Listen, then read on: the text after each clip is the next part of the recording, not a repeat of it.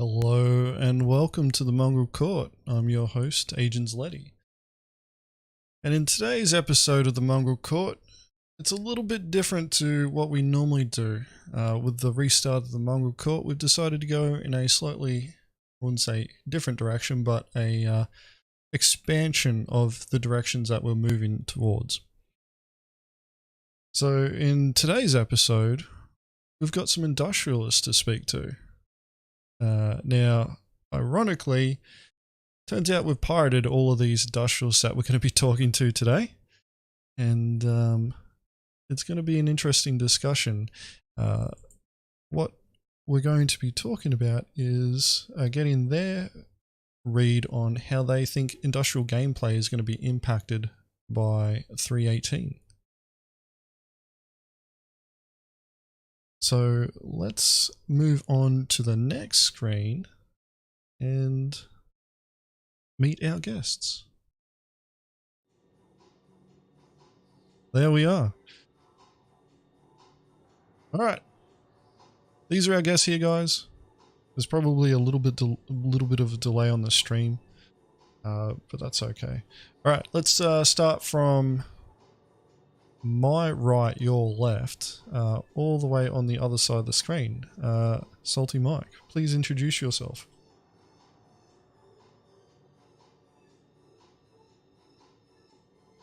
Mostly doing commentary stuff on Star Citizen as far as Twitch goes, twitch.tv/saltymike, and YouTube stuff very commentary based as well because of just the current state of Star Citizen, but very much looking forward to getting back into some things like gun running, rock mining, which these boys have definitely pirated me doing.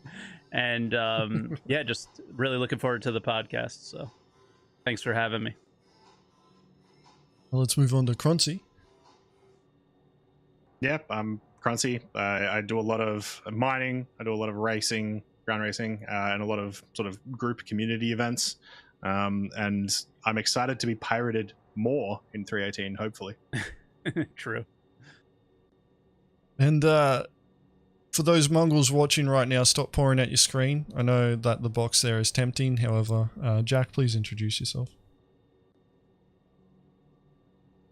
Oh, of course. I am Jack Axon, and I'm here because they forgot to let me go from the last time they pirated me. No, as you know, I do a bit of trading. Box running, box hauling, anything that can go from A to B. And, it's good to be here. Cool beans. All right, thank you very much for joining us, guys. So we're going to get cracking straight into this because we're on a little bit of a timer. So we're talking about 3.18 and industrial gameplay. And at any time, feel free to jump in with your points or opinions or anything like that. I may poke and prod at different times for different opinions and thoughts. But let's just get straight into it. What are you guys looking forward to the most in 3.18 from an industrial gameplay perspective? Rock mining. Rock mining and being able to, just because you're able to now, hopefully, have a move all button. So the idea of logistics again is back. So it's kind of sad because it's just bringing rock mining back to what it was. But what it was for me was some of the more engaging and fun and group play elements that I've ever had in Star Citizen. So I'm really looking forward to getting back to that. And at the same token is we got a wipe. So gun running again, back on the table. Some people needing their guns, their snipers and stuff for Jump Town and all that. So those are my two as far as industry stuff goes. I'm super excited about.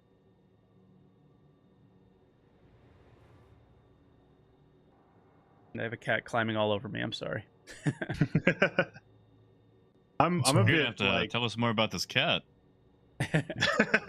Her name's Lola, and she often shows up at inopportune times, like being on podcasts. See? I'm I'm a bit wary as to whether or not 318 is actually going to do that much for industrialists. Obviously, Cargo Refactor is coming, but I don't think it's going to actually impact gameplay as much as we sort of think until it gets more fleshed out later on, right? One of the sort of big things that I want to happen and I will enjoy when it happens is like, yeah, people pirating me when I've got a full load on a Hercules or something, and I'm excited to have, you know, the soft death happen and maybe we have a little bit of a gun battle over my trade goods. But I don't think that that's actually what's going to happen. I think the fact that they're bringing in the cargo factor with no increased profit to trade means that people don't really want to deal with the risk, which then means there's less targets for pirates, which then means people get pirated less, etc. So yeah, other than probably when I'm, you know, offloading some mining material, I don't expect much necessarily to change in that respect. Jack, you get to be lucky last. Hey, that's fine. And you know, Kratzy, like I kind of feel the same way. Like I feel like they've laid the foundation for stuff without actually putting the reward there. Like we have the mechanics for it, but nothing really to incentivize it. However, what I'm actually excited for, yeah, I think there's the risk, but there's no reward. But what I'm excited for is, I'm sure there's a better term for it, but like long-term multi-crew gameplay. Like, you know, we've got salvage coming in with 318, and since we can actually move boxes off ships now, it's like, hey, here's a little vulture, here's all full, let's move the boxes off the vulture, go sell it somewhere else so the vulture can actually stay in the field. And you know, similar things like that. Like you know, salty, like, you know, you've got the rock mining where you can actually move stuff and do multi-crew with that. If I can do it with a vulture, you know, that's just repainting the rock mining as far as gameplay goes with a vulture, but it's still nice because you can stay out in the field, keep with that while you've got other people either making sure that you don't become salvage or selling off what you've got. Yeah, that's a big thing for me, for sure, is the idea that it brings logistic elements to the game again, but it hasn't given you entirely the reasons to go out and do them yet. We haven't had those economic changes come into the game that really go, hey, go out and do this. I mean, we're hearing that RMC is going to be worth a lot, but the idea of where you sell it, or I don't know. It's just, I think we all know what needs to happen to make this be really good, and it's making that commodity trade loop really something that's desirable again, along with these changes, and that just not quite happened yet. I think Kronze hit the nail on the head where like my risk is really going to come, and the hauling that I'm really probably going to be doing is, you know, maybe after I went out and mined some Quantanium for a couple of days, it's that run from you know, whatever refinery that I'm at the time to wherever I sell is that's where the risk is.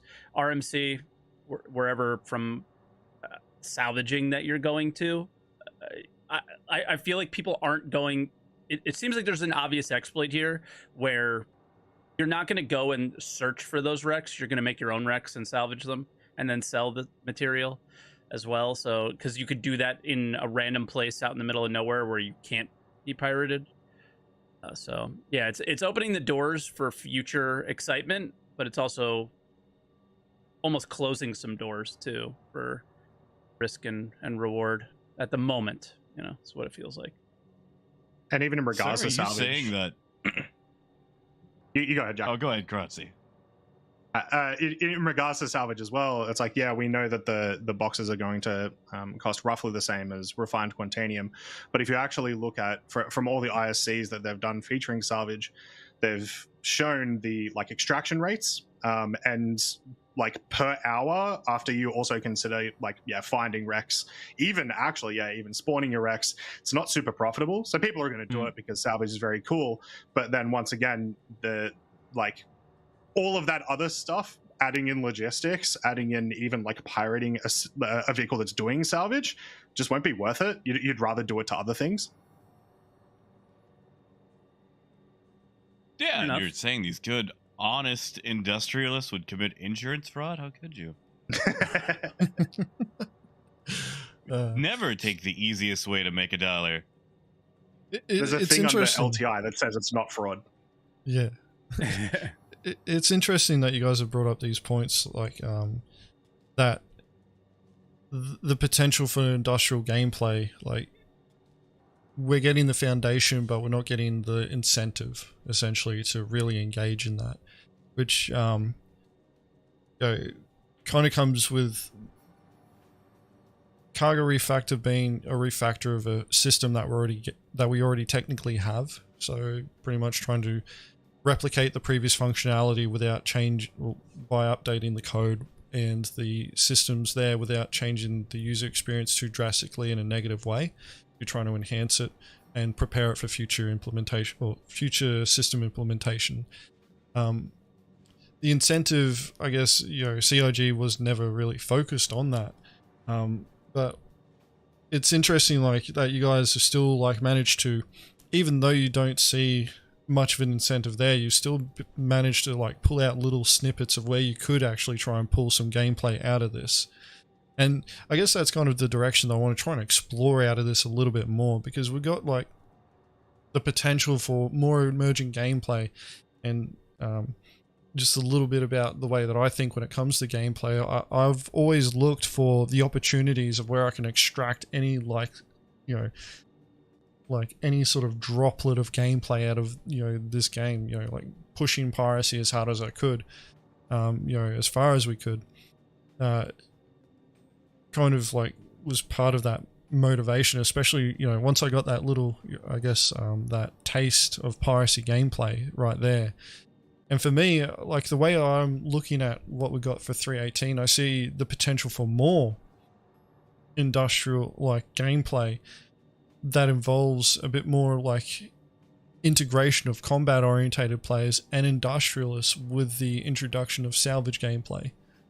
And for like you guys, like, is that something that interests you guys, like being able to expand on, I guess, your, I wouldn't say customer base, but your community spheres that you have on including more combat orientated gameplays and trying to expand on your industrial gameplay? So for example, if you're doing rock mining out in the middle, like near outposts and stuff like that, because for whatever reason CIG decided to make rock mining profitable near an outpost, engaging combat orientated players to like try and suppress anybody else from using that area, Mike, so that you could actually engage in rock mining gameplay, and thus creating extra wreckages for salvaging. Is that something that you would be like, interested or try and pursue?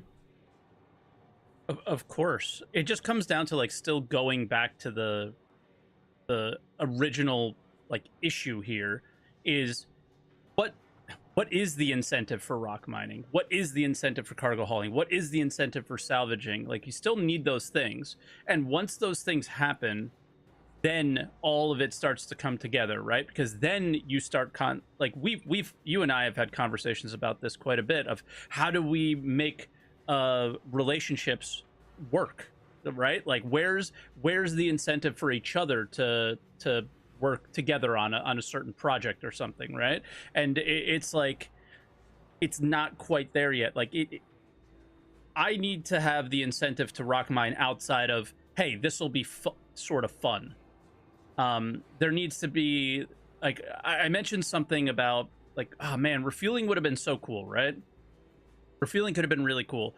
And what's the piece that's missing from refueling? It isn't necessarily like the prices fluctuating as much, which is a huge piece of that puzzle, but it's also the ability to, I don't know, collect your own fuel, make it, and supply that fuel not to just a player, but to the NPC or the station that needs it, and that it's the supply and demand, not from just a player standpoint, but from the game standpoint. The game needs players to supply to it. So like, what am I mining these gems for? What are these gems even? I mean, if we look at the the lore behind it, they're just kind of jewelry things. They don't even turn in make like laser weapons or anything like that, right? So yes, I am so excited. Like when you talk about it the way you talk about it, where it all comes together, right? I'm out there doing my thing, making my money or making my material that I need.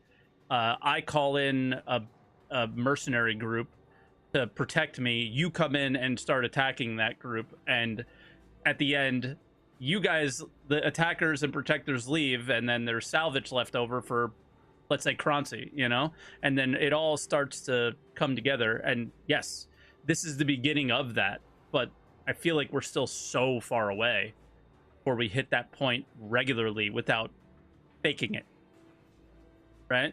You would almost just have to fake it right now to make it. Yeah. Which is okay, because it's still fun to do that, but we're all looking for the day that you log in game and you don't have to, I feel like, right? It's what you do. You just go in and you're doing those things.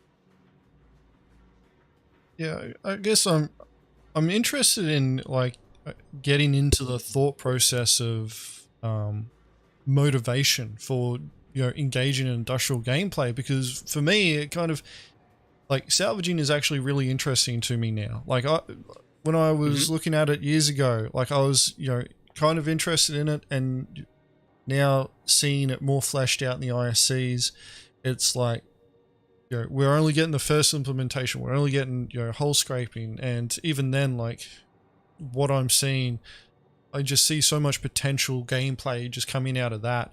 But the incentive, like for me, like when I go out and do piracy, my incentive is based on why I wanted to do piracy in the first place, which was choosing the most challenging gameplay.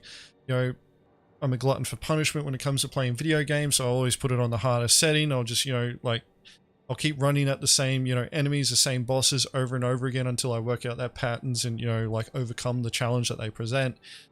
For piracy gameplay, it's pretty much us against the world, or the verse, me and my crew, and against everybody else. For you guys, for industrial gameplay, like what is that incentive for you guys to like pursue gameplay along those lines? Well, so like my incentive, right, is always going to be fun, but I feel like the majority of industrialists, the incentive is always going to be UEC, and that seems to be a thing that's tracked for a while now. And so when you have these new systems come in and they're only adding risk, they don't want to do those things. Like I want to do it because I think it's a cool emergent gameplay loop. The vast majority of players that are doing these industrial gameplay loops, I don't think, at least from what I've seen, I don't think that tracks. Right? They just want to make their UAC. They don't want to be bothered a lot of the time. And so now that there's extra risk, I'm just not going to bother. I'm going to go do something else. A good point. I mean, people are probably going to be switching to like bounty hunting, but go ahead, Jax. Say, my big brain reason is because I want to fly the big ships, and trade involves the big ships. That's it. Trade was just a side piece. But, no, like, okay, like, I find trade to be difficult in more of the actually making the dollar portion, but there's a lot of emergent gameplay there, like, trying to find a crew, making sure the crew is competent, hiring escorts if you need it, wheedling away from pirates, run if you can, fight if you can't. Try to write your checkbook for just enough to actually get out of it and still turn a profit. Like, that's the fun part. Like, the emergent gameplay. It just happens to be on the prey side of that interaction, But it's fun. Trying to run like a ramshackle freighter as best you can and getting out of situations when you can. Yeah, I just think Crunchy hits the nail on the head about what our current community is like. But I don't know if that's our long-term player base. Like, yes, players want to just kind of experience the game and be left alone, but watch big money number go up.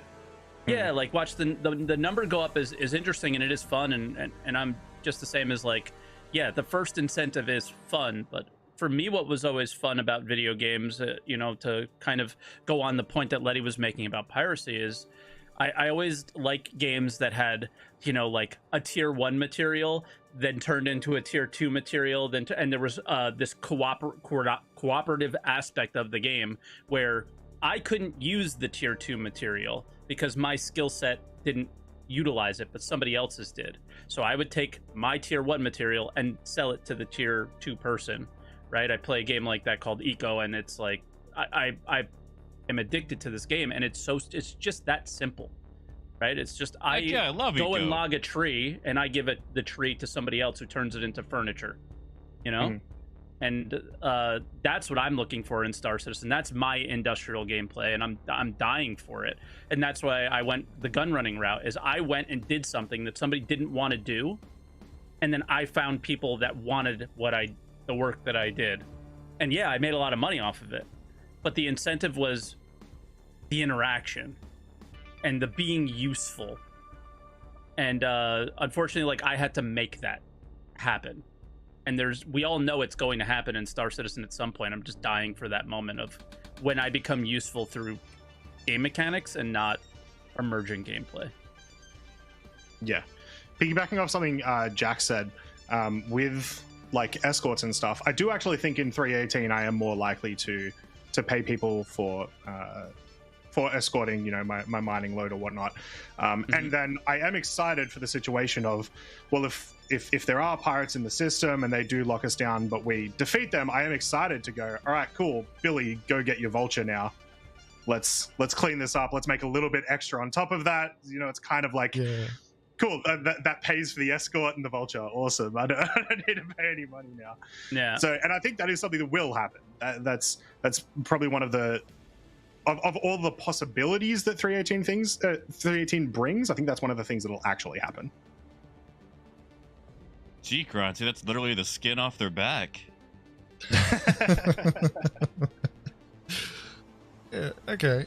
It's an interesting point that you brought up, Mike, saying that you want to feel useful. Like, you know, the gameplay that you guys engage in, as opposed to making, you know, the numbers go up, which you guys still find is fun. Making what you guys do feel more useful, I guess, to the greater picture of what what we're all playing. Because for pirates, you know, we're taken away from everyone in the sense of, like, we're trying to take your stuff, but inversely, we create gameplay through, you know, our existence and what we engage in. And it's an interesting point that you guys have brought up, like, that you want to feel more useful with what you're doing right now. Like, I guess I reflect on the, like, we've got the refueling mechanics and we've got the medical beacons, and I guess, like, that obviously isn't enough for what you guys are really looking for in terms of gameplay, because, like, refueling you can do, but it's a novelty. Like, you know, like, if we see somebody trying to refuel, you know, like, offer refueling services, we get chastised in our YouTube comments all the time, but we'll go hit that, you know, Starfarer pilot, because we can. But it's a different level of engagement. It's a different level of gameplay. Like, Starfarer is pretty much an FPS level. You know, like, being able to board the Starfarer, being able to, you know, like, fight our way to the bridge, even though a lot of players haven't had that experience, is engaging to us. You know, it's different than, you know, processing the fuel, transferring it onto our own Starfarer, and then going, all right, sweet, we've got fuel for when we need to use it out in the, you know, when we're all running red, which is very rare now. In 318, I imagine that's going to change a lot, considering the condensing of the security outpost just to SBK, and then prison. I want to, I guess, I don't know what your guys, where your guys' knowledge is at in terms of, like, the merit trade, and, you know, prison merits, conversion of merits, or anything like that. Like, is that something that you guys are looking at, you know, engaging in? Or something that you're aware of? Is that even on your radar? Mike, you mentioned rock mining, so it might be more on your radar than the other guys, but, like, is that something that you guys are thinking about? Oh, I'll let the other guys go first. definitely. Like right now, it's too easy to get out of prison for it to feel like it's actually worth it. Maybe when we bring the numbers back up, it might be something that I personally get into, because while I like industrialism and all that sort of stuff, I do like the illegal industrialism, right? Like the black market industrialism. I think that's really cool and really fun idea.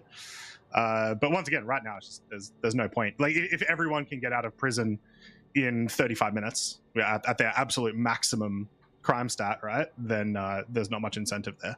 Alternatively, also having, they do, CRG sort of bring in the story of there will be people living in prison and acting as, prison lords or whatever you want to call them. Shout out to but obviously, Referent. once again, but also, once again, yeah, that's not in right now. When that does happen, or if there is enough incentive for people to stay in prison, then yeah, that's something I'd like to feed in. Because I do like the idea of, here, I'll give you a bunch of this material that you are going to sell in prison to get people out faster. I want 50% of your cut, etc. I think that's really cool. Yeah, I mean, I did. See, when I did it, it was like an exploit. Yeah, go ahead, Mike. Sorry, yeah, like when I did it, it was like a big exploit thing, where we went out and rock mined out on like Lyria or not Lyria, on I can't remember the moon now, on around Hurston, the big yellow one. I'm just tired and it's Ariel? escaping me. Ariel, thank you. And yeah, so we would mine on Ariel, and then we would, like, it would be, I worked with like a space cutlet on it mostly, and he like glitched it into prison, and like, okay, that's not really the proper merit trade, right? But we were definitely involved in it, and again, it was that moment of feeling useful. There are very few moments where I've had like that eureka, like this game is going to be amazing moment, and that was kind of one of them, even though it wasn't necessarily the way it was supposed to go down. I don't see myself necessarily hanging out in prison and farming merits to sell to people. At the moment, it just doesn't, it feels incomplete and not worth my time. But maybe one day, if prison was more fleshed out, more of its own thing, then sure. But if I can't sneak it in, I don't see myself doing it. But go ahead, Jax. I'm sorry for interrupting. No, man, you're good. See, I see myself more like the consumer side of it.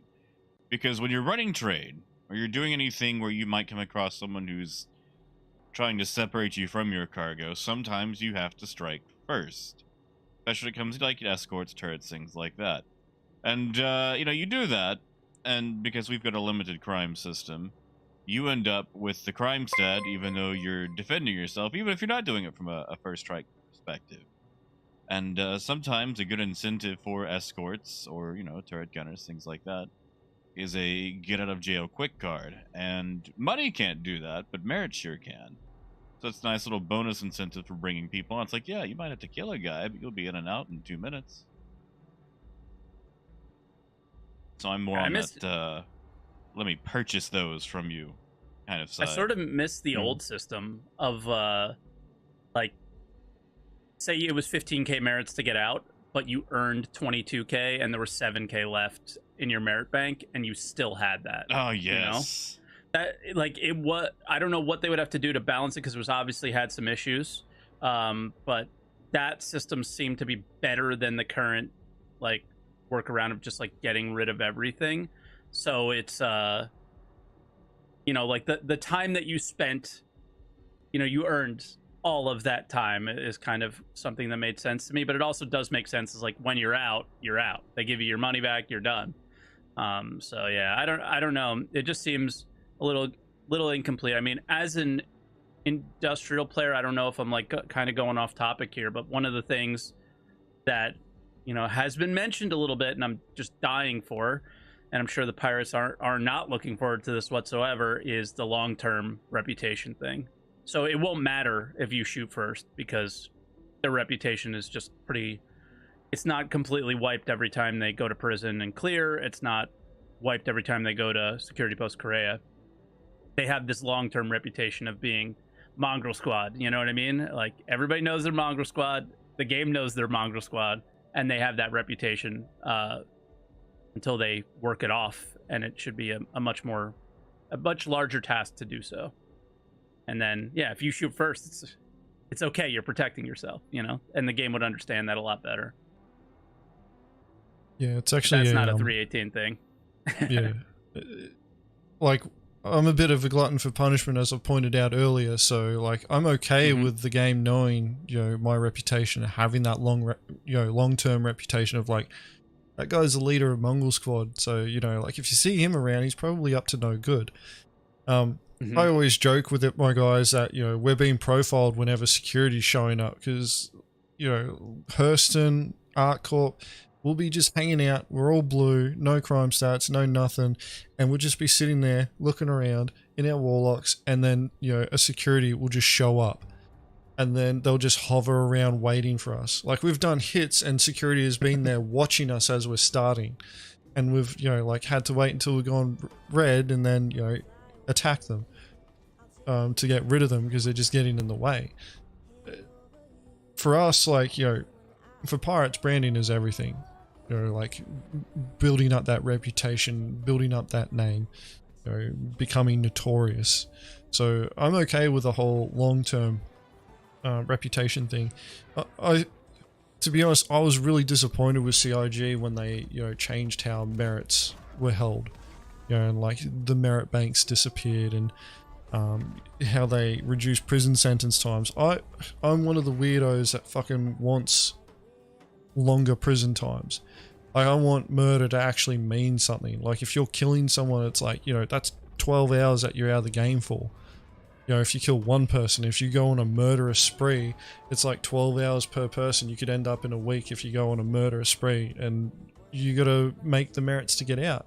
Now I know some people out there are going to just sit there and go, holy shit, you know, you're insane. But I know, you know, as a player pirate, that there's going to be some nut job out there that is going to want to smuggle gems into prison to turn into merits to sell to me, so I can get out of prison faster, so I can go on that murderous spree and, you know, convert all the credits that I earned doing piracy and, you know, looting and pillaging people into those merits that allows me to get out faster.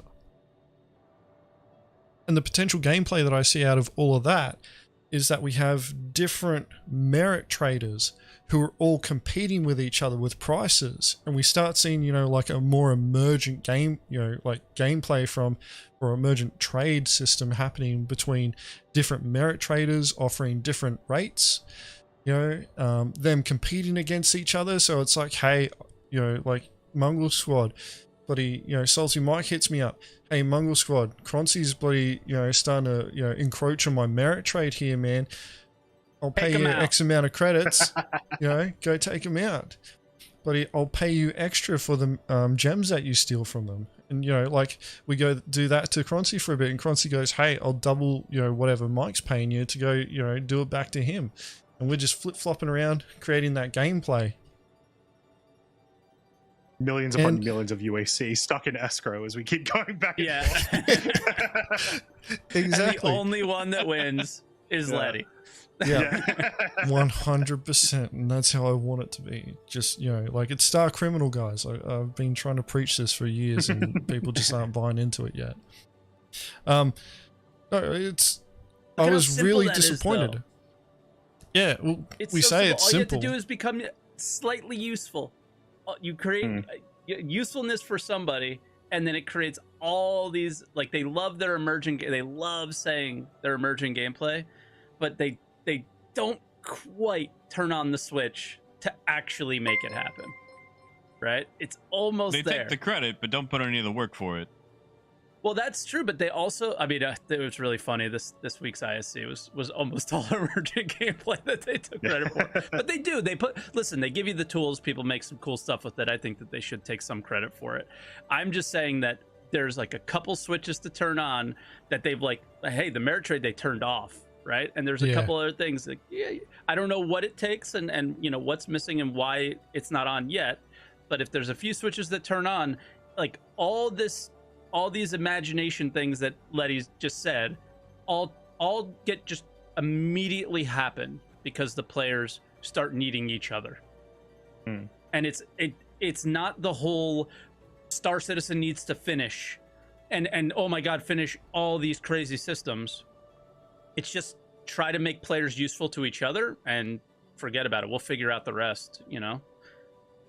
Yeah, Would you I guys was say really that's- surprised when they. Sorry, yeah, I was really surprised when they said, like, with cargo refactor, for example, we're not going to be changing any of the trade numbers in 318 because we'll have to change them again later. I can't imagine. I can imagine because I'm not very smart, but I can't imagine it's particularly hard to change trade numbers, right? To It's not. change. I've watched prices. them do it over a weekend. Yeah. So and exactly what Mike's saying. If you just change that like 20%, that changes everything. Because now it's way more profitable to do that. Now I am way more incentivized to actually hire escorts and, you know, take these risky trade routes. And I see a pirate in the chat. I'll take my chances. You know, it's way more incentivized for me.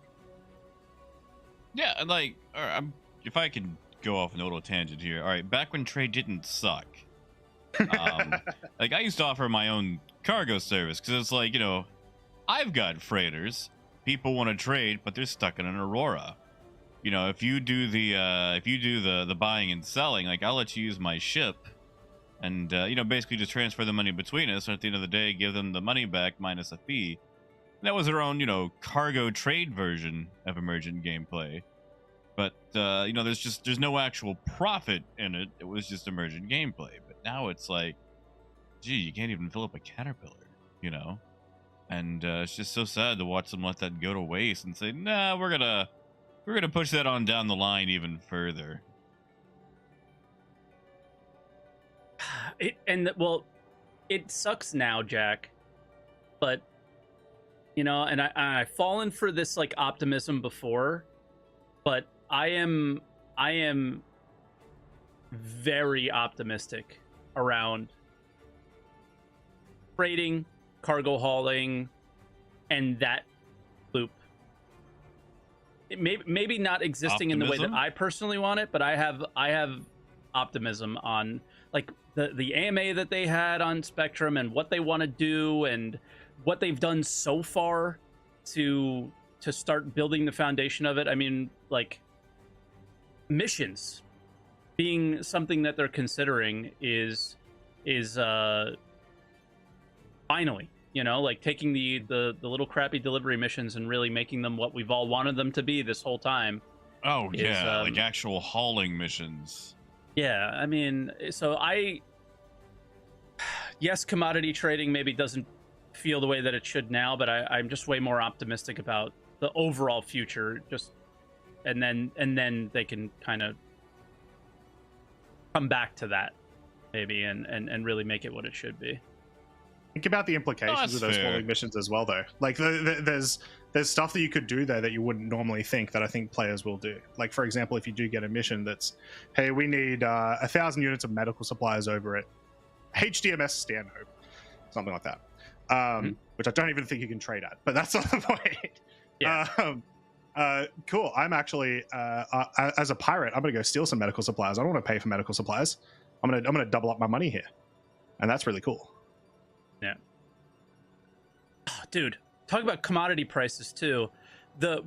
Just from a piracy standpoint, this is coming from a non, you know, someone who doesn't really want to engage in piracy.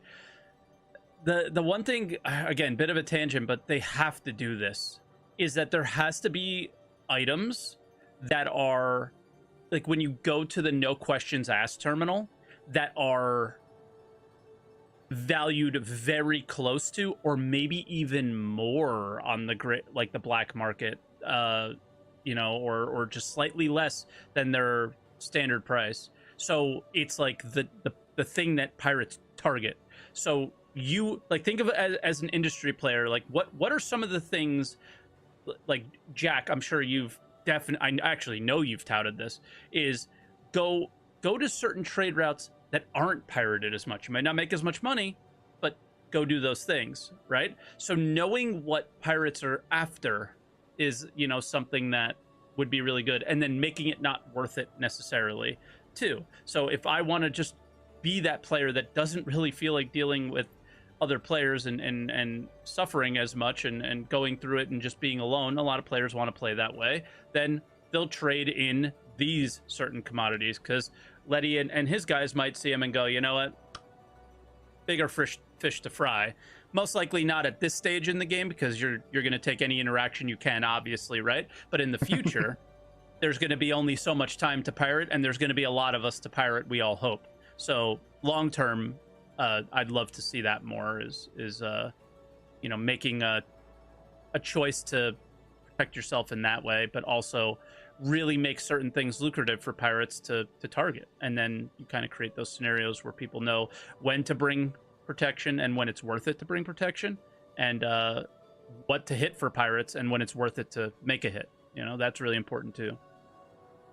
You know, it's funny you bring that up, because with that AMA, where they announced they're not changing anything about prices or the way the economy works, you know, they said that fence locations are going to buy things for less, but right now, all fence locations except for one pays full price.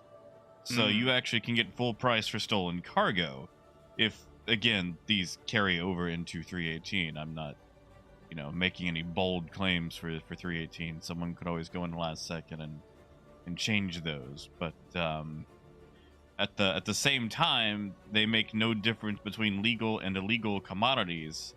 So if some, let's say, legitimate trader did get ticked off, they could actually flood the market at the no questions asked terminals and make it difficult for pirates to unload there, since those are the only locations they can unload illicit goods. Oh, There we go. PvP. Jack just ruined piracy for us all. Thank you, Jack. I mean, trade PvP is the thing that I'm waiting for, right? I want that trade PvP. Yeah, man. Yeah. Like, Yeah, I'm this is 100% cool with TVT, that. you know, trader versus trader. Yeah. So it's kind of interesting that you guys You have know. brought up that point. Sorry, Jack. Go ahead. Oh, you're good. I was just going to say trader versus trader. Yeah. Hmm. Well, the point that I was going to TVT bring up gameplay. was the whole idea behind, you know, like, I call it the juice being worth the squeeze. You know, finding targets worth pirating in the first place. Now, if you've watched our videos, you have seen, like, you know, the size of the teams that we will run. And there's quite a few people, it's, you know, brought up, you know, multiple times in the comments, you know, it's 6v1, you know, you got so many people there, it's ridiculous. And it's like, well, this is what we worked out as being able to guarantee success against targets in order to do piracy the way that we want to do it. 318, you know, things are going to change. We'll still probably run larger groups though, because there's other factors that we now need to take into account. However, when we're looking at, you know, piracy from a profit first standpoint, there are certain targets that we're just going to ignore. Like during 318, we're hitting everything. Like it's just red flag ops the whole way through. You know, no mercy, no quarters, no exceptions. We're just going to keep, you know, like everyone's legitimate salvage. It doesn't matter if you're an Aurora, Mustang Alpha, a bloody, you know, Caterpillar, Herc, whatever. Like, you know, fighters are even legitimate salvage to us. We're going to get into a lot of fights. We're probably going to be running red a lot. For us, like, we're approaching 318, like it's going to be a huge learning experience, a little bit of payback, and you know, we want to, you know, like push ourselves and piracy gameplay as far as we can go with what CIG is giving us. Like, cargo refactor is kind of a big deal to us in the sense that cargo is finally physicalized. So all those times that people are, you know, like giving us a middle finger and going, you know, like, haha, you can't take this shit. It's like, well, now we can. And you're going to have to fight us for it. That said, though, from a profit first standpoint, there are already targets that exist that are just not worth hitting.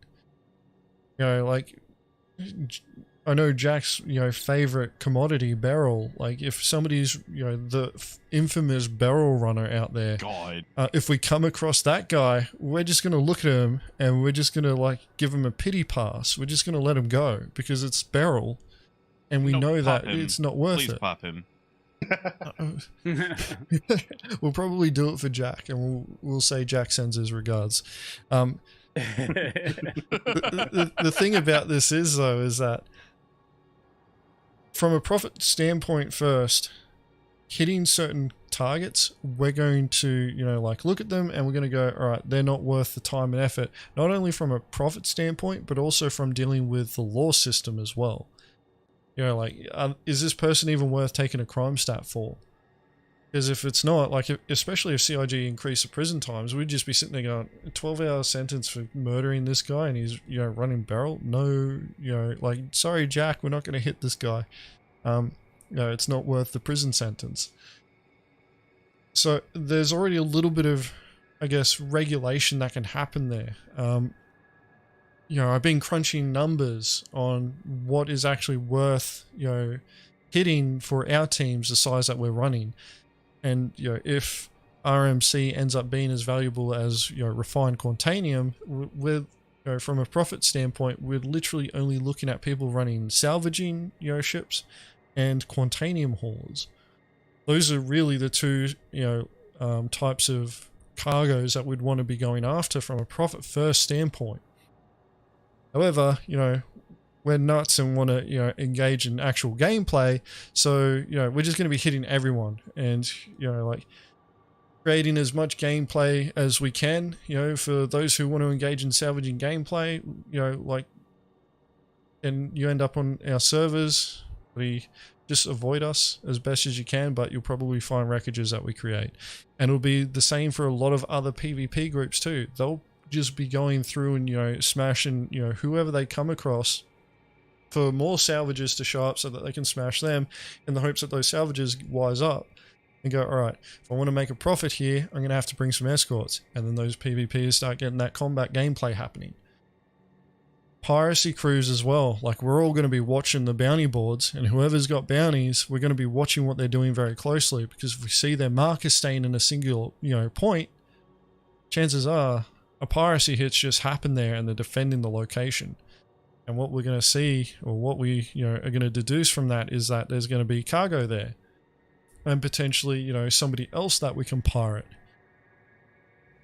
And out of all of this, you know, from, you know, an industrial gameplay stance is like, we have like, we can create a lot of, you know, wreckages, you know, like of other players, so that, you know, the smartest way of, you know, being able to do salvaging is don't create the wrecks yourself, have somebody else create all the wrecks for you, and then salvage those wrecks that they keep creating for you. So, you know, in regards to a salvaging exploit, it would probably be two people working together. One person just keeps bringing all the ships out. The other guy's just sitting there in the salvaging ship and just salvaging his mate's ships. That would be the best way of doing it.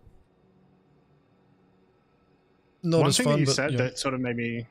One thing that you said that sort of made me think about something that I actually maybe didn't realize is going to be relevant in 318. Like you were talking about, like, yeah, we'll be watching the bounty boards and we'll go bounty hunt someone. As an industrialist, that actually does create a little bit more incentive for me to continue to do high level trade or like, you know, risky Quantanium routes, because I never really thought, oh, after I die or whatever, after I lose that battle, you still might be stuck there for 10-20 minutes depending on how long it takes you to load all this cargo. I can probably assemble a couple of guys and a couple of fighters and maybe try to take that back. So now, once again, this is probably something that will happen in 318. So now we actually do have this kind of, well, we're starting to fight over this one resource, which is an emerging gameplay that I think people have been waiting for forever, is actually having urgency to create these squad v squad fights, this escalation, right? Absolutely, yeah, and even more so, just to kind of touch on something like that was asked earlier of, you know, what I'm excited about for 318. I'm not a very good combat pilot, and especially if you're flying a non-combat ship, like, you know, defending yourself in a prospector is not really a doable thing. It's just pretty difficult. Defending yourself in a mole, probably even more difficult, even though those mining lasers are pretty powerful on, again, ships. The you know, cargo ship, there are some defendable scenarios, right, with the turrets and everything. But say we get taken out, a lot more, and I'm not one of these people, but a lot more people are good at FPS games.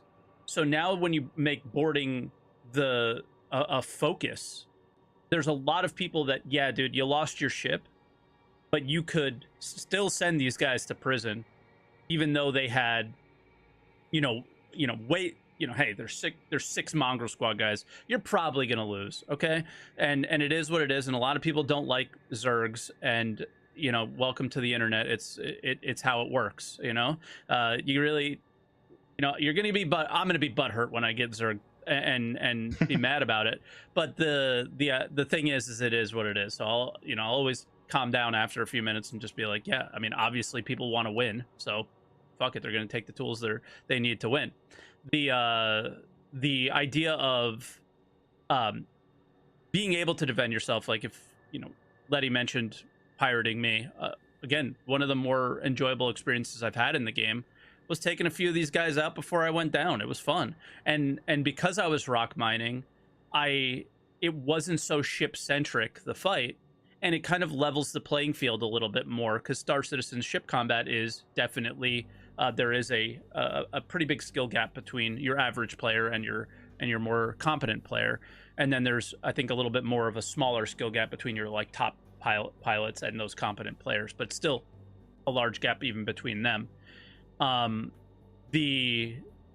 The thing for me is I think a lot of players will find that an enjoyable and satisfying, more satisfying experience, even though they might be losing in the end. And I think that's overall a good thing, but still, losing sucks, but at least I had some fun doing it. Look, there's one way to make this all worth it, and that's to let us be able to use the mines that came out last year and just stick our ship with them so that when we do get pirated, enjoy it. True. But see, I also feel like 318 is actually going to throw a little bit of a bone towards traders too, because okay, let's say I get pirated, but let's say it's not by like a premier pirate group like Mongrel Squad that brings an entire movement staff over to move all your stuff. I don't know if you guys ever played Sea of Thieves, but let's say you get in a big fight and you actually sink somebody. It's great, I gotta spend 20-30 minutes grabbing all the loot. Meanwhile, usually they're on their way back. So if I get hit and I get soft death and I'm in a caterpillar and I've got 556 SCU of whatever on the ground for them to pick up, I've got time to get back and try to reclaim my cargo. Now, is it going to be worth it? It's gonna have to make the decision there, but I've actually got the chance to go back and reclaim that. What's that? Yeah. We need the ability, and there is no reason why we don't have this yet, aside from maybe PES and server meshing issues, to place a beacon where we died and say, I died here. Yeah. Or place a beacon where you are currently, which you can do by placing escort beacons and stuff like that. So they already currently have the ability, right? And now that this situation has now happened, where you have soft death my ship, and now you need to collect the stuff to actually make the money. No matter how good of a team these guys put together, it will take some time. And then being able to put out that beacon and say, hey, this thing happened here, go get my stuff back, or hey, this stuff happened here, just go kill these guys, is something that I think I absolutely feel needs to happen next patch. Not 318, but should certainly consider ways to figure out how to do that, because they've now opened. They've opened the door for piracy to be more profitable and useful and doable, and now they need to make the ability to protect yourself or call out to the people on the server a little bit as well, I think. And then we get what we're all looking for, which is, that just opens the door for everything.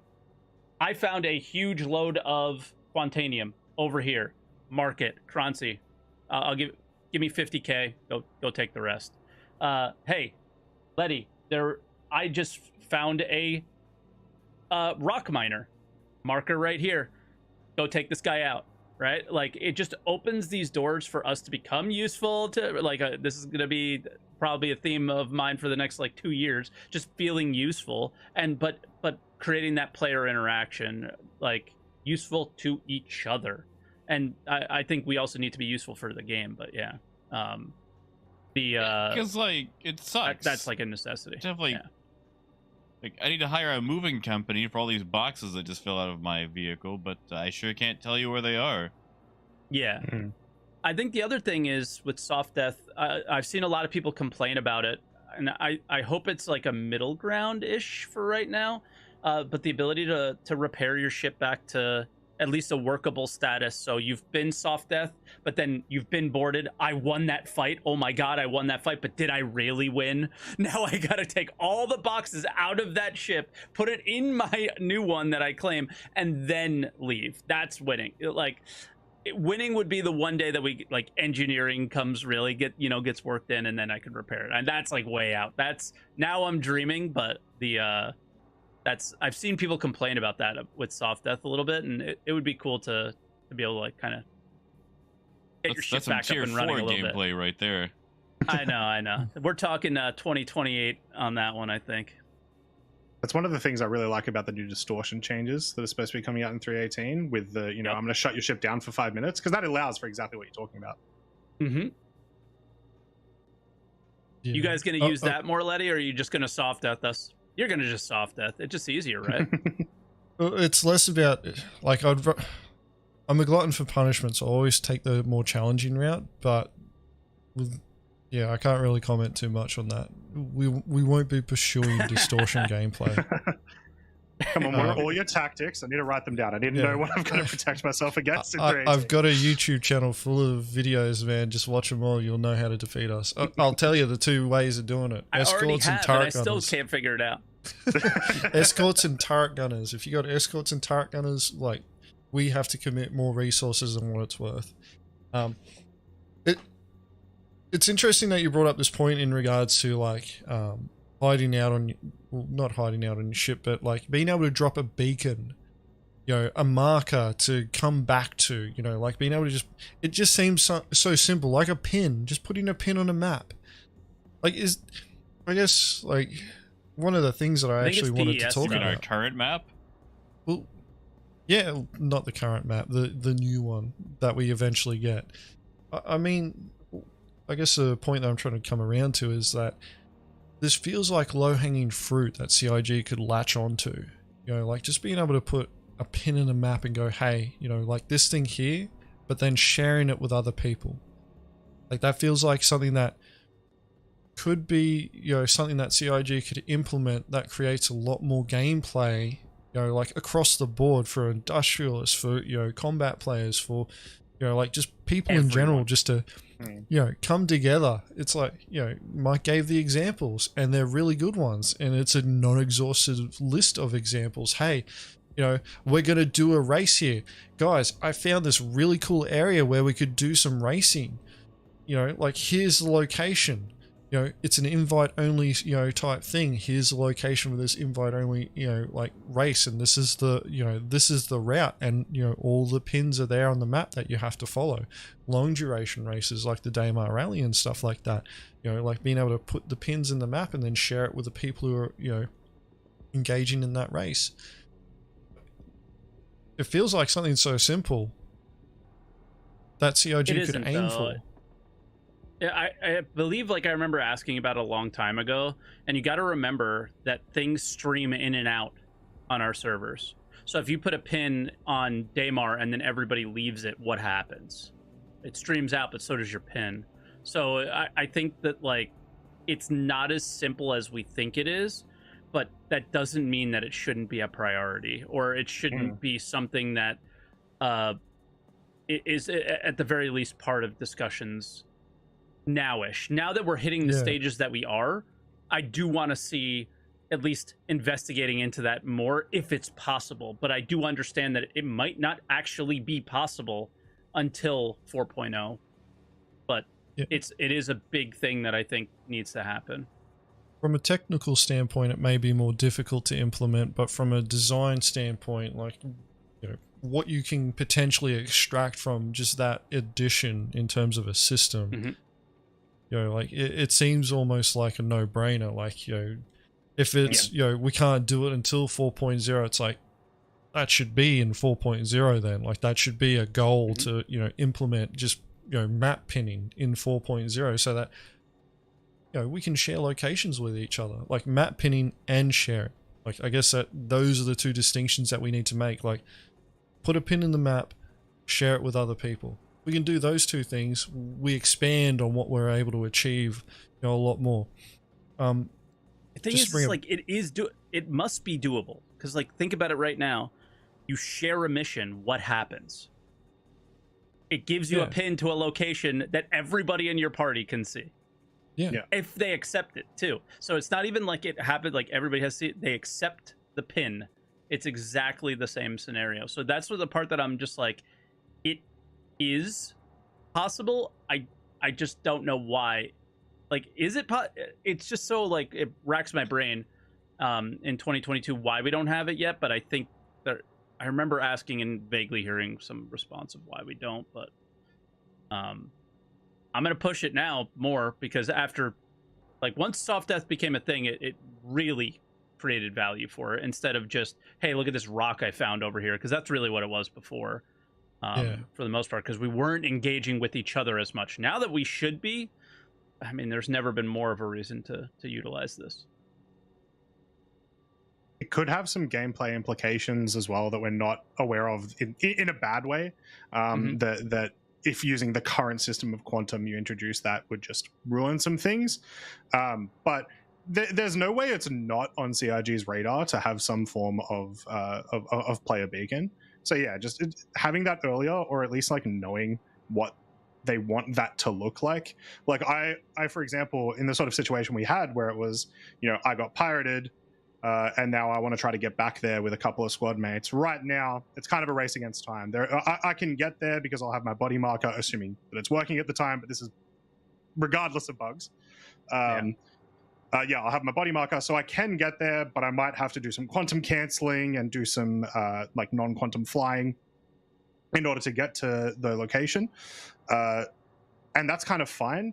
But if we were able to get a beacon, I wouldn't want to just be there within 10 kilometers. That feels too easy, right? They've only been trying to collect stuff for 2.5 minutes, and I'm already back there fighting. It's not kind of a quantum beacon. A marker. I think that maybe calling it that way. I didn't necessarily mean a quantum beacon, but a way to say, hey, over here. You know? Yeah. But quantum a beacon would be something that maybe you should have to purchase, right? It should be expensive. Yeah, place somewhere, like physically. Yeah. That would be more for like the, hey, Kranze, I found this cool rock, want to go mine it kind of scenario. Yeah. So one of the things... I can't believe after 8 years you're asking for basic cartography. Yeah.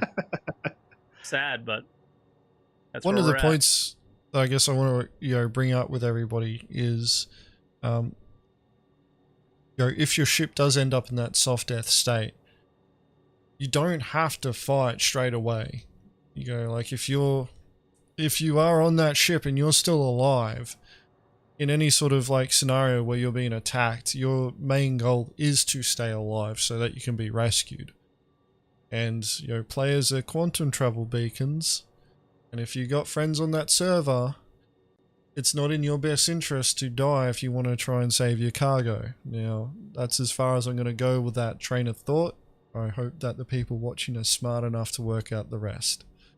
But that is something that we have to account for as pirates.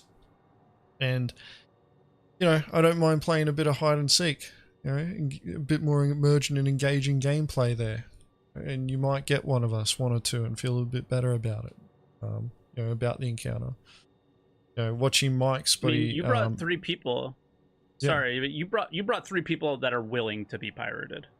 How do you not to play host here, but how do you think 318 is going to go in terms of the way things are now versus the way we sort of hope they change?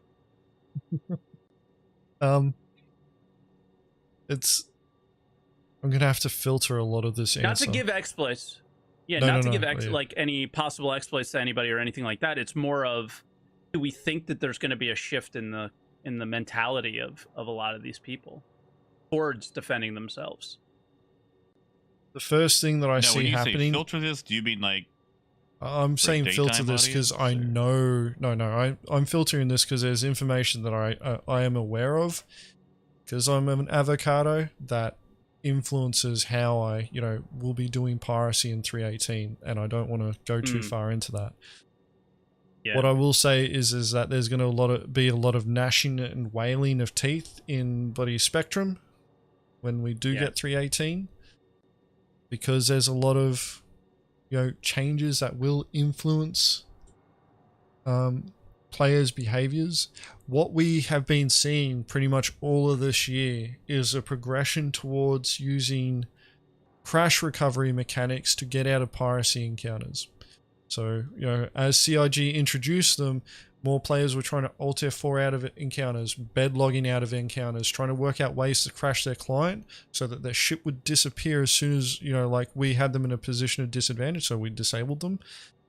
They couldn't fight back and their friends weren't going to get there in time. They would immediately try and use exploits to get out of the encounter and leverage the game systems that CIG introduced to help players, recover from genuine crashes. Other players were trying to leverage those. Now, for what we've dealt with there and what we've seen and the frequency that we've seen it, like, what was it?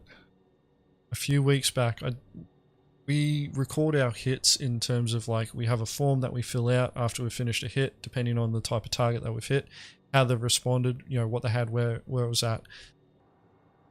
Over the course of a week, we had 25 hits that I could actually see. 17 of them were of combat logging. And the remaining better than 8, I thought it would be. of the remaining 8, we destroyed them when we saw them get out of the pilot's chair.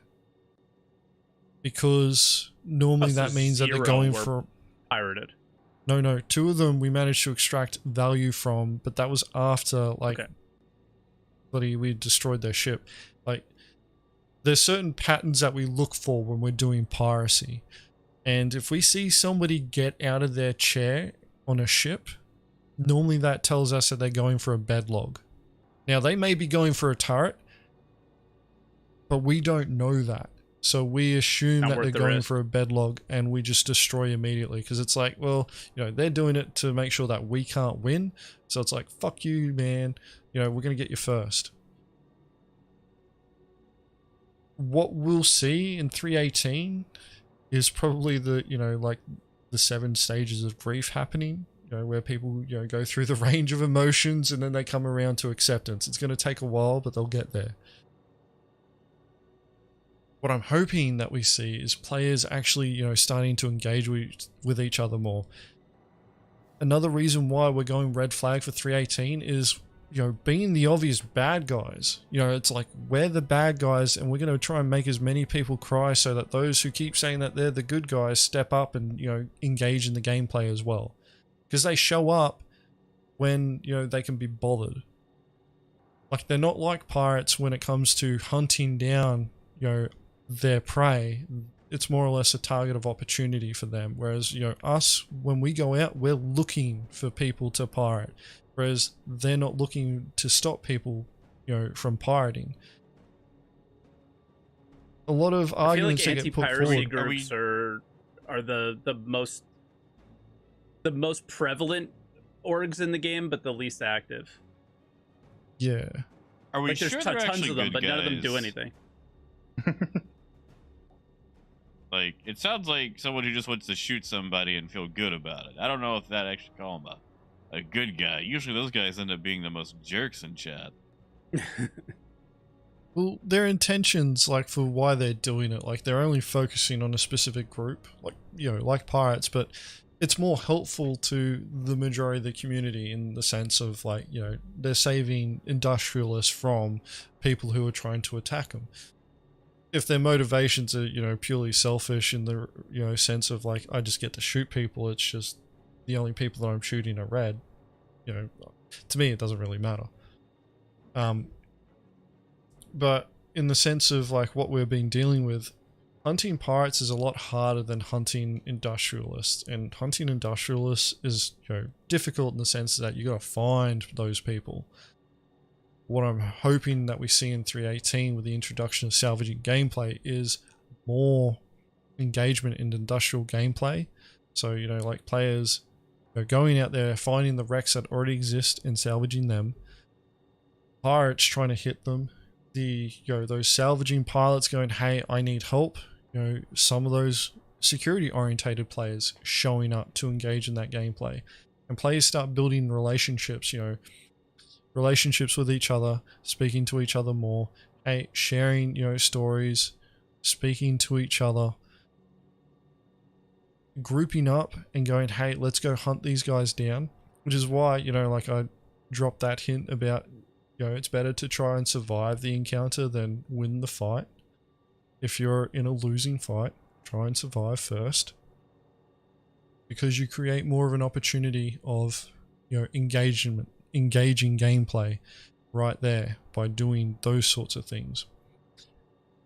What I really want CIG to be focusing on after 3.18 comes in the form of like security, you know, empowering players to be able to fight back without the consequences of, like, you know, it's easy for pirates to be able to sit there and, you know, wait until a miner starts mining a rock and then fly through the laser beam and get the crime, you know, be able to charge old mate with the crime stat. It's cheesy as fuck doing that. It's easy to do that too. Could CIG address that? Yes. Is it worth doing it now? It's up to them. I believe that CIG should be focusing on empowering players so that they can fight back, so that they can be more secure and feel more confident in fighting back. Because one of the problems that I see a lot of players, you know, bringing up, and this brings it all the way back to your question, Mike, about, you know, like if we'll see a change in player behavior. I don't think we're going to see a change in player behavior in terms of like what they're doing now. We'll see more complaints that players don't feel empowered enough to be able to fight back.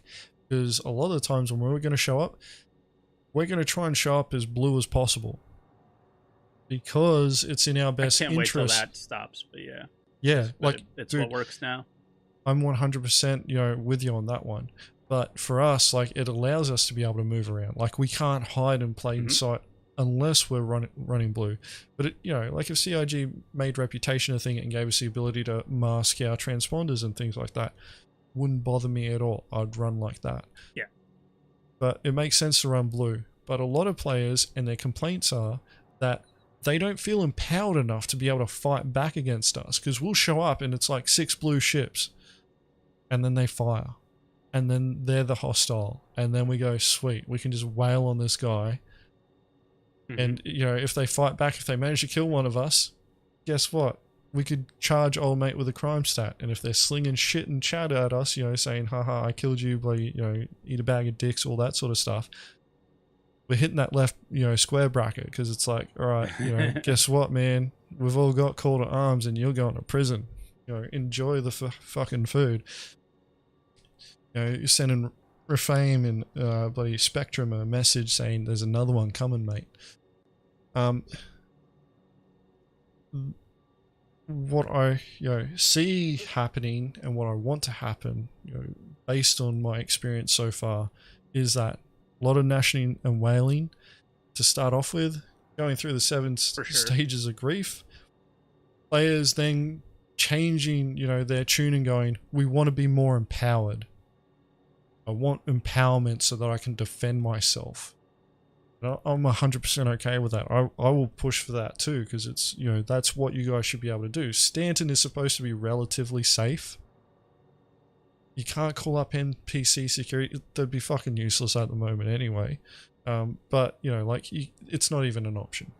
It should be. Like, you know, security is paramount. That's the first thing that you should all understand when it comes to operating in any sort of hostile environment. Security is paramount. If you know that there are going to be people out there trying to rob you, you want to make sure that you got the ability to defend yourself.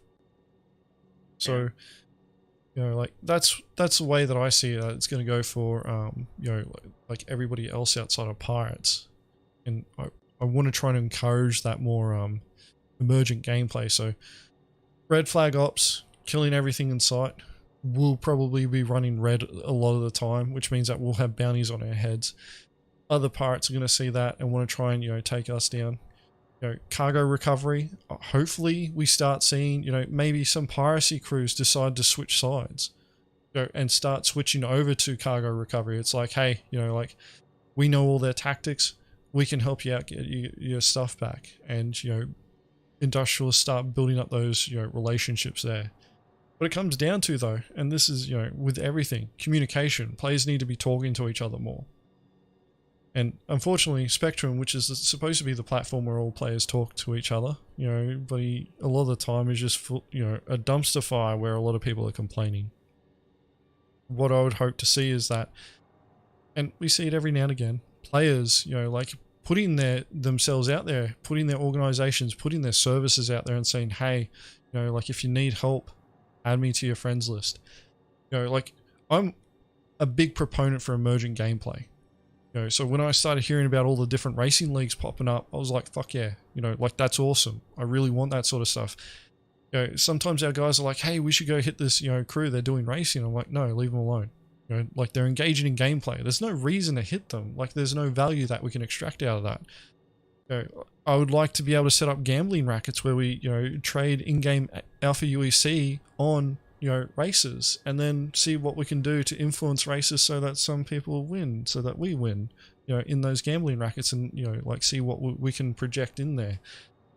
There's some international laws that we may have to work with, but it's that situation where there's an opportunity for gameplay that some people don't see, and that's what I'm a big proponent for, which is why I was really disappointed that the merit trade died the way that it did. And I think why we're all a little pissed off maybe about the idea of commodity prices not trading very much, because I mean we went over it a little bit, but aside from doing it for fun and playing with your friends, are we, how I still think 318, 319, until things significantly change, I feel like we're still going to end up in a situation where most of the players in the industrial aspects of the game are going to be running solo, because it's not worth the headache of the alpha status of the game, and it's not worth the no matter, and here's the deal: if you make it so every single time I trade 1 diamond of commodity, it could be worth 10 million per unit, the money doesn't matter at some point. And it doesn't matter once you get the ships you like and have got your quantum drive and your shields, the money doesn't mean anything anymore. So it starts to become, well, what matters to a security pilot? They're looking for the action, right? But I don't know, it starts to become this muddy scenario where nothing makes sense in doing, and everybody just kind of wants to experience the, for lack of better words, at the moment, like the tech demo that Star Citizen is right now. Like, whoa, this thing's cool, right? Let's, I'm flying around, I got my spaceship, I can walk around my interior. No game does this, and it's awesome, but nobody's really found the incentive to go, oh, well, all right, no game does this, game's super cool, but now I'm trying to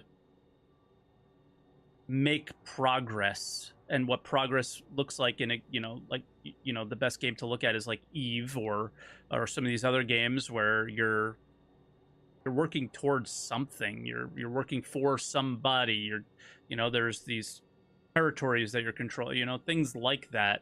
None of that really exists in the game, so it's this weird scenario where we're all doing this, but we're all just pretending. And then how many people are willing to pretend?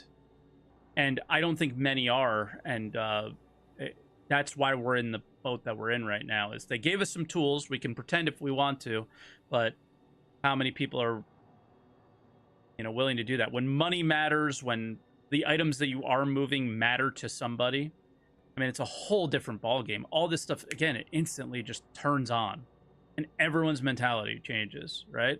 Like, I don't just want to lose the cargo because I spent some money on it. What does money mean after 2 weeks of a wipe? I want those diamonds or that titanium to matter because, man, I need that to repair my ship. You know, something like that, right? Otherwise, I can't fly it. I mean, that's an extreme example, probably, but that's the part that I'm at now. Is all this is exciting because it's leading into that, but how many steps is it going to be before we hit that point of I'm never leaving the spaceport without turret gunners. It's automatic that a mercenary group is flying with you, right? And that's the part that we need to get to. And until then, I think it's just going to be a lot of wailing on Spectrum about, you know, this happened and that happened, and oh my God, they're griefers, right? Those filthy griefers. And it's just, I think it is sad. I think there's always sort of going to be a problem, kind of no matter what sort of systems you bring in, where the only way to get players who always want to play solo, or who are very, very likely to mostly only play solo, actually interact with, like, hiring escorts or deliberately taking risky routes with pirates in them or anything, where you're forcing this sort of engagement, is UEC or some sort of progression, right? Yeah. And there's also the sort of thing of like, well, what if, as an example, so a lot of people just never hire escorts, and they never will, because they'll get pirated maybe 1 in 100 times. They might get PvE like interdicted, but that's just not a threat, and even when it is, it's also still super uncommon. So it's just not worth hiring Half an the escort time they don't every even single show time. up. Yeah, exactly. You just keep flying. You know, you're good. See you later. Yeah. Somehow I can outrun a mantis. Why not, right? So if there was a situation where, like, hiring escorts was more incentivized in PvE, now you have a situation where none of these Spectrum threads exist, because everyone's kind of expecting this type of gameplay to happen because they see it happen in PvE. Now it's just like a different skill level. Yeah, and just to be clear, I think the issue here is just real quick, Jack. I'm so sorry. The issue here is, go for it. I think there are many players who don't only want to play solo, but they're only playing solo now because it's not worth it. That's the point that I'm making. There's plenty of players that, like, you're not going to convince them to do anything other than play solo. They're going to get annoyed when they have to interact with people. Hopefully there's eventually a place for them to go, look at their sunsets and look at the interior of their ship, and that's what they like about the game. Somewhere safe. Go do that. See you later. They'll know where to go. We can't go there, and it's not worth it to go there, so we won't, kind of thing. But I think players like myself, who are literally dying to have as much interaction with other players as possible, still finds it not even worth my time at this moment. It's just not worth it. So I salvage. How much am I going to fly the Reclaimer versus how much I'm going to fly the Vulture? 90-10, I'm going to be flying the Vulture, because it's just not. What's the point, So that's where I'm at. That's another thing too. Is just like the scale, because like the only real fleshed out gameplay loop is Reddit screenshots, and like going back to that, like with players, like for trade, like let's say for escorts, let's say we get some hopped up guy who actually wants action. To be able to pay him something that actually keeps him around rather than actually going and doing, bounty hunting, I'm not going to make any money. Like, I'm actually going to be at a loss. Or I could hire the crappy pilot who is just looking for a milk run. Because, I mean, at the end of the day, you actually don't want anything to happen. You want trade to go off without a hitch. But, is that guy going to be worth it when we actually get a hit? And at the end of the day, like, I'm still at a loss. Like, there is no money to be made in a multi-crew environment that is more than what you could make solo. So, like, a Vulture, one person can pull that off. How many does it take for a Reclaimer? Like, could I make more money running solo in a Vulture than I can with, like, 3 or 4 people in a Reclaimer having to split all that up? Same thing with trade. Like Kronzi said, like, 1 time out of 100, I might get pirated and lose everything. But I'm going to make more money those 99 times running solo because I don't have to pay anybody. Because it just... There was no point. There was no point. Like, You're not allowed to use the mole in my mining more. arc. It's against the rules. like, just I really wish there was a way to incentivize making more, bringing more people together, and there's not really a loop that has that yet. Ooh, I There's don't know even- about that. Don't know about that, Jack. Okay, yours. There's even from the perspective of like the escort players, I would imagine those players are also, you know, PvP inclined.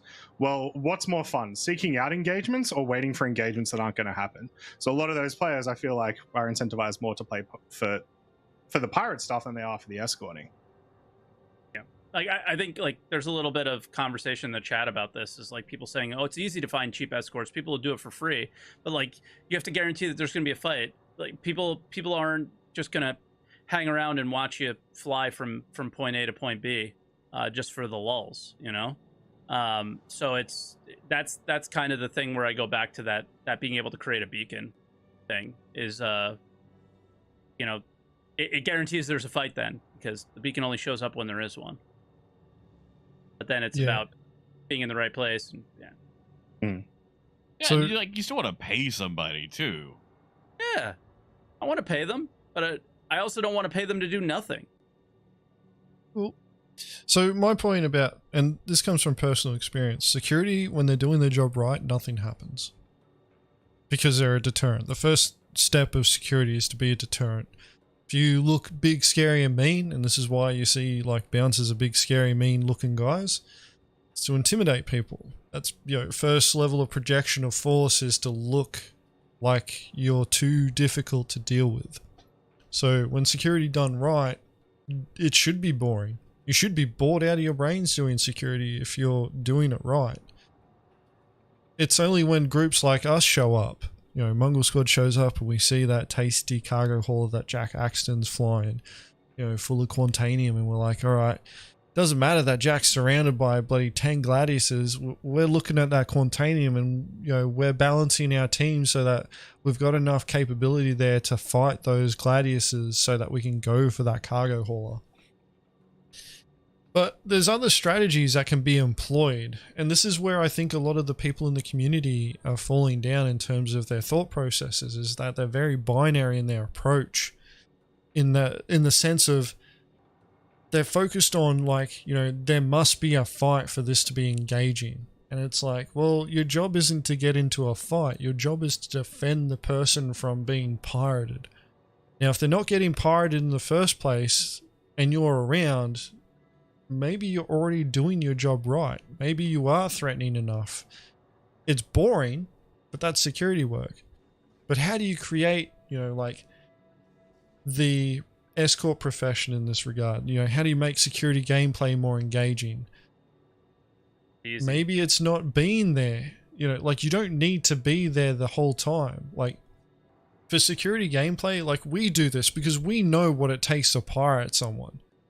So we're already looking for all the little things that people are doing that people could potentially do to pirate our ships when we've got booty. Like we've pirated someone, we've got their loot. We're now doing all the things that escorts should be doing to ensure that we don't lose what we just stole from someone else. So, you know, like when an escort's just sitting there and they're kind of just, you know, thumb and bum, mind and neutral, going, where are all the pirates at? They're already doing it wrong. You know, you should be scanning, you should be flying around. If something doesn't look right, you should be going and looking at that. You know, like you're the Irish mine detector, putting your foot out, stamping around, looking for those mines, so that the guy that you're supposed to be protecting doesn't get hit. They don't step on the mine, they don't get hit. You should be working in a team because that's what your opponents do. You know, pirates, we work in teams. It's very rare that you see solo pirates getting around. Even Space Cutler, who was infamous for doing solo piracy, he still has a couple of guys that he does piracy with regularly. It's just he's also, you know, a big proponent for doing piracy solo. But if pirates are rolling in teams, maybe the security guy should be rolling in teams. And if you're rolling in a team, you only need one guy there long enough, if a fight starts, just to hold the, hold the wolves at bay long enough for your friends to show up and make the fight more difficult for the, pirates to engage in. And there's weaknesses that you can exploit in piracy compositions. Like there's only a few ships that you can use to be able to stop, a piracy, stop any ship from being able to travel away. Take out that ship.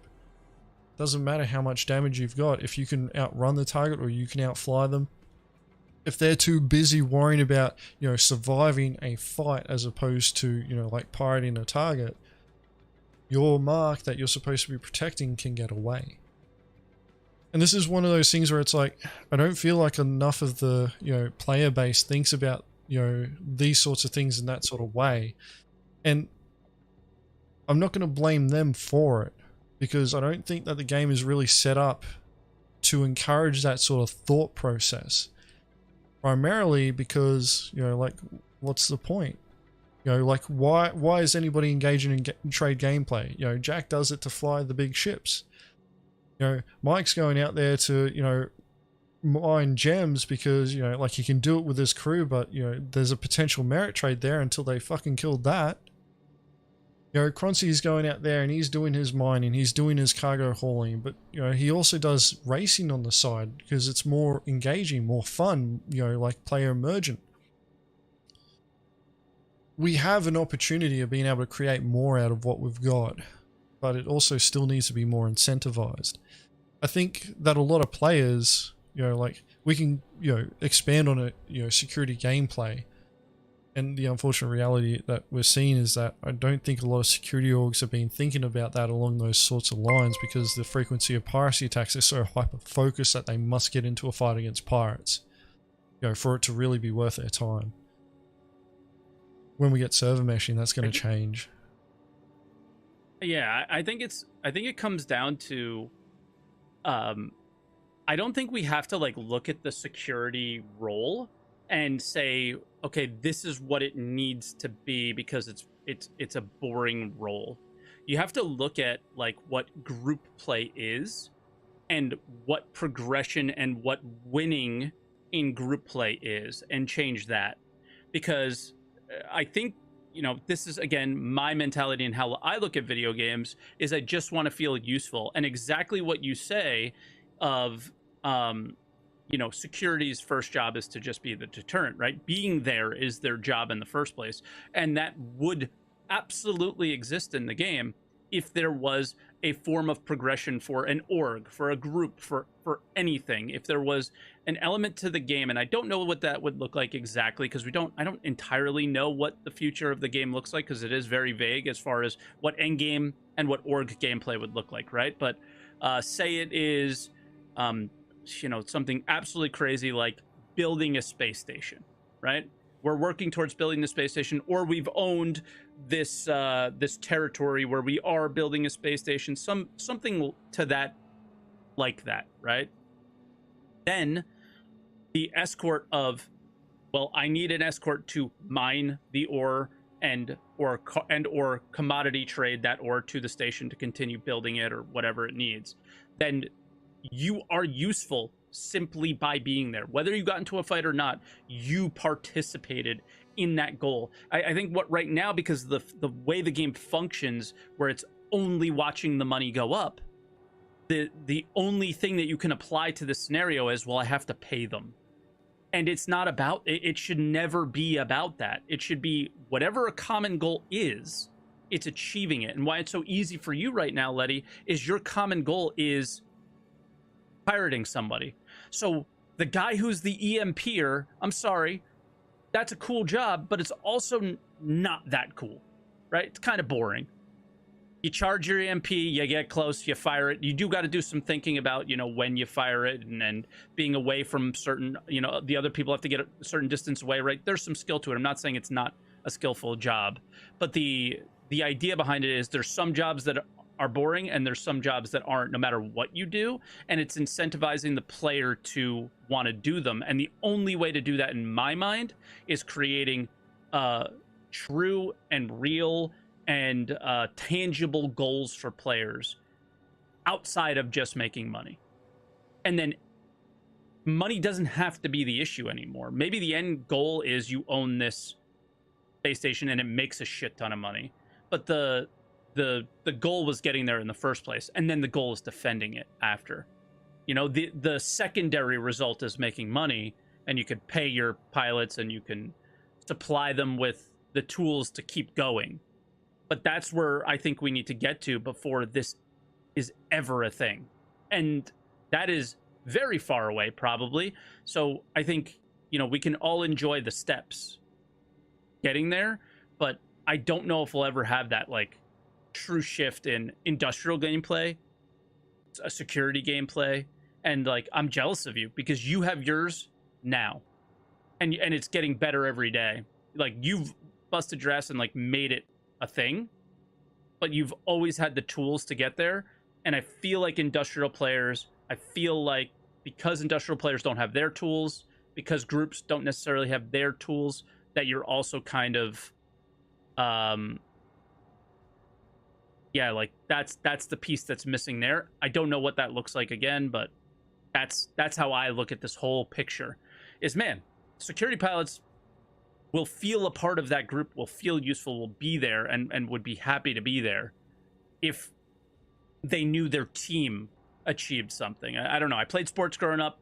Being a part of a team is a big thing to me, and you know, doing whatever it takes to hit that goal and win that game, whether it's an assist or stopping somebody from scoring or something, you know, that's important.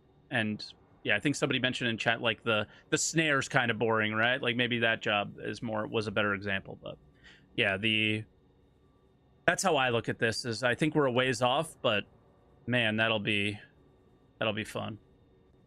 I think with 318 specifically, I think with 318 specifically, though, at the very least, while it will still be like the boring job to be a turret gunner or a security pilot, there is at least now, with cargo refactor being brought in, that you can sort of have reactionary security now, and they won't really be as bored because they don't have to just wait. They can just go and do a bunch of stuff. Once they hear about an attack, yeah, they might have that 15-20 minutes to be able to go and, you know, help get that cargo back, whatever. So even engineering gameplay is now something, right? Yeah, exactly. Engineering gameplay as well. It's just, yeah, I think that it's getting better. Like I don't think these players are going to be as bored anymore, and I think we're going to be able to hire these people a lot more frequently. And it is a gameplay loop that, like, all gameplay loops should be fun somehow, and a lot of that has to involve, you know, risk and reward. Whereas pre-318, the only reward you're getting from security is, I find it fun helping defenseless players, really. Yeah, they gotta put some meat on the bone in as far as progression goes in the next couple of years. It's like, I really, going forward, I really hope, like, 2023, that's the big thing for me, is like putting a little meat on the bone as far as what progression looks like and goals for people to achieve, however small they might be, and those goals need to create incentive for people to group up. They could be done solo, maybe not, but it's yeah. Depressing. It's so exciting and depressing all at the same time. Star Citizen. You know, I will say, exists. right quick. Exactly. Just to circle back to that, escorts being bored thing. For all you traders out there, instead of hiring an escort, just hire a cargo pilot, because all they want to do is go from A to B, and you just fly escort yourself to your own ship. One, it keeps pirates out of your ship when you're landing, and you actually have to open the door. And two, you're fighting for your own damn cargo, so you're going to fight that much harder. Yeah. That's why I think it's starting to open that door a bit, but almost all the way there. Right. Let's move towards ending this discussion. It's a really good one, but I'm cognizant of some timings that we've got to be aware of. So let's move on to the last point. Guys, I have to go to work. Man, work in a casino. Why can't you just be like everybody else? It's like 20 to 2 in the morning for me right now, and I don't have work tomorrow, so it's like, can't you be like me? Let's skip to the last question. Or I'll just move to Australia, one of the two. Yeah, just do that, man. We've got biggest gambling country in the world. Get in Yeah, here. man. True. But you guys don't take tips. You Oh don't no, we need get them. paid reasonable wages. Yeah, I was Crazy. about to- I know. you get paid. You guys make a living wage? But that wage is a third of what I make. So tips are good. Love tips. We're going to skip the point about what you're not looking forward to for 318 because I think it's we've talked about a lot. But what are you guys' plans for 318? Ooh. Like I just want to everything look till I at get the sick of it. features. Yeah, just check everything out. Like I look at 318 as like a more of a groundwork patch and not really a content patch. So it's like, yeah, there's some cool stuff there. I think as far as content goes, the thing I would probably engage the most in is like Jumptown that's on all the time now, which would be Security Post Korea. But the aside from that, it would just be checking out the features, figuring every little bit of it out until I get bored, and then wait for 319 and just keep watching things move forward. But I don't look at 318 as this like big content patch in a way, even though there's a lot of stuff there. I'm really excited for the wipe, just because I don't think I've ever been this excited for a wipe, just because it has been delayed so long, because I've been expecting a wipe for so long. And so there's a bunch of gameplay that I've been deliberately not doing because I know it's not a full waste of my time, but, you know, I'd be better off doing other things. Like what? Just anything. Yeah. I've been putting off doing a new Zero to Hero because it's like, oh, well, it's just going to get wiped again. But I've been putting that off since like July. It's like, oh, I'm doing one of those too. You know, I could have fully gotten every shape of the game by now and all this other stuff. So it's like stuff like that, as well as just like, you know, I want to, like, I haven't done real hardcore 6-hour a day mining for a while, and I do really enjoy that, just because after a week you get to go look at this massive payday. Whoops, Mongrel Squad just took it all from me. But yeah, I get to progress again, which I'm excited about. Yeah, for sure. I guess the one thing I missed was the gun running. Mm. Oh yeah. I'm looking forward to, you know, the claims of trade sucking. I actually want to see if piracy picks up again, because I know I'm going to regret saying this, but you know, Agents, it's kind of been lonely in the trade lanes. You know, I didn't see you guys for like a year, and then like I've seen a couple of like, you know, red eye pirates afterwards and whatnot. I know, but like you guys haven't visited me. You don't call. You don't write. You know, like I've gotten sloppy. I've been running solo. Like, but, we've like, expanded. you know, that's what I want to look forward to. Like I want to see some fire in my trade lanes. You know, like I actually want to have to get unsloppy again, cut the fat off. And you know, I haven't had to stay on my toes. I'm also looking forward to running that whaling ship of a reclaimer and singing some sea tunes while salvaging whatever. Keep your DMs open, man, Should be because cool. I may be messaging you about some wreckages that we somehow come across. Hey, keep me in those DMs Hell yeah, too. I'll take it. 100%. Like, And then me and Jack will fight over it. Yeah, I'll turn it into an auction house. Yeah. You know, there'll be an auction house for salvage. Reclaimer and wars. you guys, you know, like, one of yous may pay a little bit more just to find out where the wreckage is, so that you can show up and, you know, pirate the other guy who's there to, you know, I think whoever salvage has the biggest claw wins. That's what I think. Whoever's Yeah. claw is bigger Why on the don't you take reclaimer should win. Both payments, and that way they fight about it, and then whoever wins gets the original wreck plus the loser. Hmm. The loser ends up in prison, and then the merit trade kicks in. This is how we win Yep. even more. See, like, Anyway. you literally have a captive market. You know, like, I've been thinking about this a lot. I was prepared for a merit war a long time ago, and it didn't happen because CIG bloody took it away. So disappointed. But There's some really interesting points that came out of this discussion. I'm really glad to have, pulled you guys in here. Really appreciate you guys coming along to, take some time out to talk about, industrial gameplay, your points of view. The conversation kind of moved around 318 and away from it, a bit of, points being brought up about gripes, but I think it's really good that we actually spoke about some of these points because, we identified some, what I believe that there would be like low-hanging fruit from a design point of view. Maybe from a, like a programmer point of view, the implementation of some of these things might be a lot more difficult, like the map pinning and, sharing of those pins, changing the prison sentences so they're a bit longer. Increasing, like making reputation actually matter, so that reputation is a longer duration type thing, and trying to make security gameplay a bit more engaging, so that security players are more willing to get into that. I really appreciate you guys coming along for this. I'll run through you guys again. We'll start off with you, Mike. Just tell everybody who you are and where they can find you.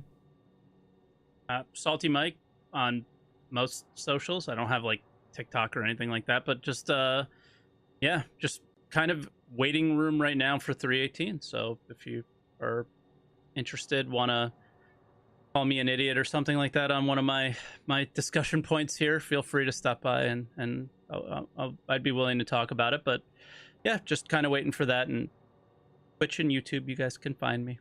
But thanks for having me on. It was really fun. I love talking Star Citizen. I just know I always try to calm myself down about my expectations for each patch, and I'm always excited, but I know we're a little ways away from what I really want, and avoid trying to play Eve, because that's actually what I want. So I'm staying away from it because I know I'll never play anything else again. Bunty? Yeah, I'm Crunchy. You can find me on Twitch, YouTube, TikTok, Twitter, all that sort of stuff. And also, the Crux Cup got announced yesterday. Come race in the Crux Cup. It's one of the longest running events in Star Citizen, nice. And it'll be hosted on my channel next year. So come Crux Cup. And Jack? I'm Jack Axton, and good luck finding me. No, you can find me on YouTube. Usually doing trade, and that's really about all it. I don't really have a lot of social media, so outside YouTube, good luck. Usually you'll find me at Ariel, Bezdek, or somewhere on Humboldt. Mongrels. No, it's way more places than that. You can't just tell us Ariel, and like we know that you go to more than that. We know for a fact. Come on, man. Come on down to Humboldt. There's they've got no the Jack armistice. Axton I go there map all the time. Yeah, we got the bloody was it the board with all the strings and bloody pictures and stuff to map out where Jack Axton is, and like time of day and the ships that he's flying and when he's streaming, and like the moon cycle's involved there somewhere too. But yeah. Right, I'm just going to switch over to the next scene, guys. Back to Facecam. Thank you very much for coming along. So just say goodbye to everybody, and we'll close off the stream. Thanks for having us. Alrighty, guys. Good night, everybody. Well, that was the Mongrel Court for December, and the last Mongrel Court that we're going to be doing for the year. Thank you very much for joining. It was a really good discussion. Really thoroughly enjoyed it. Next Mongrel Court is going to be the 3rd Saturday of January. I have not got it planned out yet, but I'm orientating towards doing a PvP type discussion. We may have 318 by then, maybe, who knows. I don't even think CIG's worked it out yet. But yeah, that's pretty much it for the stream, guys. So I'm going to call it a night. Thank you very much for everybody coming along, and I'll catch you all when court is in session.